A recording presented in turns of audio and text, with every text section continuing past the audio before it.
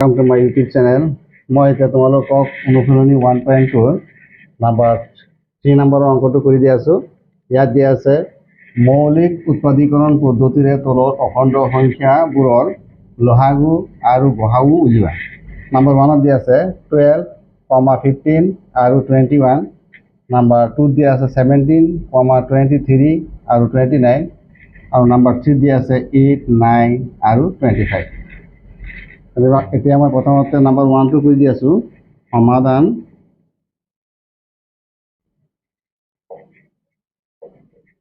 নম্বৰটো ইয়াত দিয়া আছে 12, 15 আৰু 21। এতিয়া চোৱা ছাত্ৰ ছাত্ৰীসকল, মই যদি ইয়াত 12, 15 আৰু 21ৰ মৌলিক সংখ্যাবিলাক মৌলিক সংখ্যাৰ উৎপাদকত প্ৰকাশ কৰোঁ, তেতিয়াহ'লে লিখিব পাৰোঁ 12 equal to 2 into 3, 2 into 2 4 into 3 equal to কিমান হ'ল 12। অৰ্থাৎ মই 12 লিখিব পাৰোঁ এনেকৈ 2 into 3। এতিয়া মই 15 যদি লিখোঁ 15 equal to 3 into 5, 15 equal to 3 into 5, or 21 equal to 3 into 7. 21ৰ মৌলিক উৎপাদক দুটা হ'ল 3 into 7। এতিয়া 21ক মই লিখিলোঁ 3 into 7। এইকেইটা হ'ল ইহঁতৰ উৎপাদক। এতিয়া 12, 15 আৰু 21ৰ মই প্ৰথমতে গসাগু উলিয়াই দিম। গসাগু উলিওৱাৰ পিছত লসাগুটো কৰিম। গসাগু ইকুৱেল টু গসাগুত যিটো সংখ্যা মিল থাকিব এই সংখ্যাটো লিখিম, অৰ্থাৎ সৰ্ব নিম্নতম যিটো ঘাত এইটোহে উল্লেখ কৰিম। 3, 3, 3 আৰু বাকীখিনি মিল নাই, অকল 3। এতিয়া মই 12, 15 আৰু 21ৰ লসাগু নিৰ্ণয় কৰিম।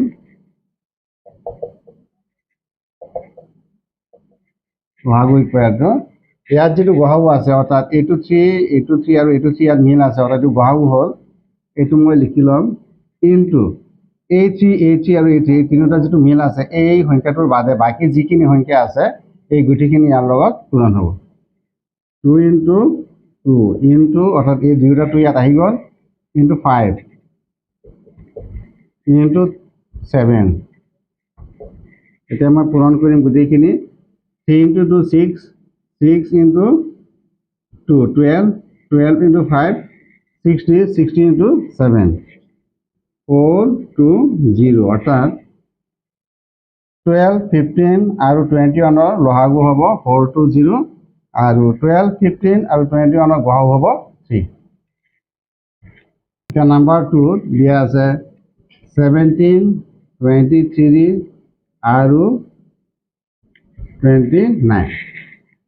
এতিয়া চোৱা ছাত্ৰ ছাত্ৰীসকল, ইয়াত যিখিনি সংখ্যা দিয়া আছে 17, 23 আৰু 29, এই তিনিটা সংখ্যা হ'ল মৌলিক সংখ্যা, ইহঁতৰ কোনো উৎপাদক নাই। গতিকে মই 17ক এনেকৈ লিখিব পাৰোঁ 17 equal to 1 into 17 equal to 17 হ'ব।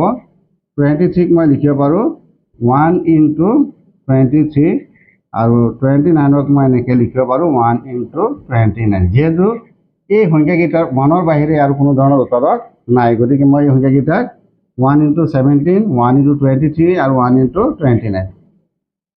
এতিয়া মই লিখিব পাৰোঁ 17, 23 আৰু 29ৰ মই প্ৰথমতে গসাগুটো উলিয়াম।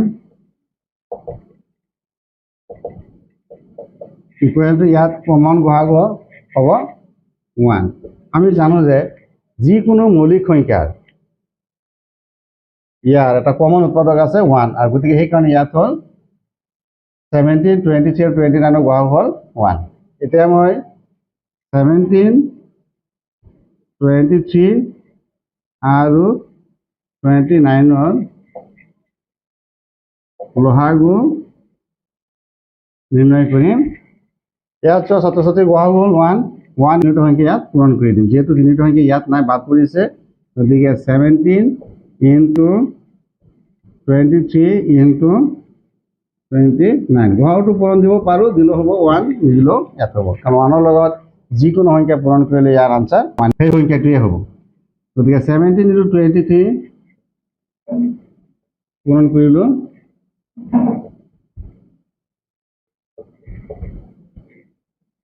2 into 17 হ'ব 34 193 ইয়াৰ লগত আকৌ মই 29 পূৰণ কৰি দিলোঁ 9 into 1 9 9 into 9 81 1 হাতত থাকিল 8 9 into 3 27 আৰু 8 হ'ব 35 into 2 into 1 2 into 2 9 18 और 8 हाथ तक 1 2 into 3 6 माने 7 9 3 5 और 8 ऐड কৰিলে হ'ব 13 और 3 हाथ तक 1 10 और 1 11 গতিকে এই গোটেইকেইটা সংখ্যা পূৰণ কৰি পালো 1 1 3 3 9 অৰ্থাৎ 17 23 আৰু 29 ৰ লহাগু হ'ব 1 1 3 3 9 এতিয়া মই 3 নম্বৰ অংকটো কৰিম ইয়াত দিয়া আছে 8, 9 আৰু 25 এতিয়া আমাৰ প্ৰথমতে 8 ৰ উৎপাদক উলিয়াই লম গতিকে এইটো উৎপাদক পালো 2 into 2 into 2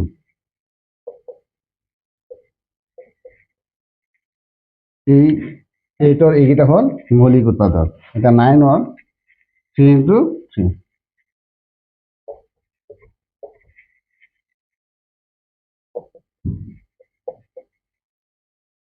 there is a 25 যদি 2 হৰ নাযায় 3 নাযায় গতিকে 5 দি হৰণ দিলে 5 বাৰ যাব গতিকে 25 equal to 5 into 5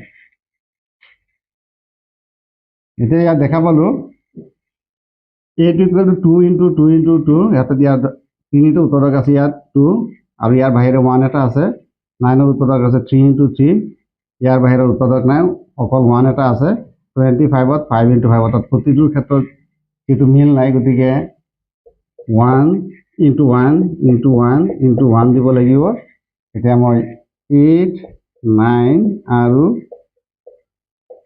25 ৰ গহাগু উলিয়াম 1 এতিয়া আমি দেখা পালো 8 9 আৰু 25 ৰ গহাগু 1 এতিয়া 8 9 আৰু 25 ৰ গহাগু ইকুৱেল টু এই 1 ক বাদ দি পেলাই গোটেইখিনি ইয়াত পূৰণ কৰিব লাগিব ইয়াত আছে 3টা 2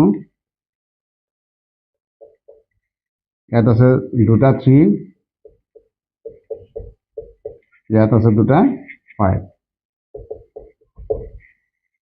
অৰ্থাৎ 8 into 9 into 25 হ'ব এতিয়া 8 into 9 equal to 72 এতিয়া 72 ৰ লগত আমি 25 পূৰণ কৰিম 2 into 5 10 10 ৰ 0 হাত থাকিল 1 5 into 7 35 মানে 36 into 2 into 2 4 2 into 7 14 0 0 হাত থাকিল 1 6 আৰু 4 10 হাত থাকিল 1 3 আৰু 4 7 7 1 8 আৰু 1 এটা আমি পালো 1800 অৰ্থাৎ 8 9 আৰু 25 ৰ লহাগু হ'ব 1800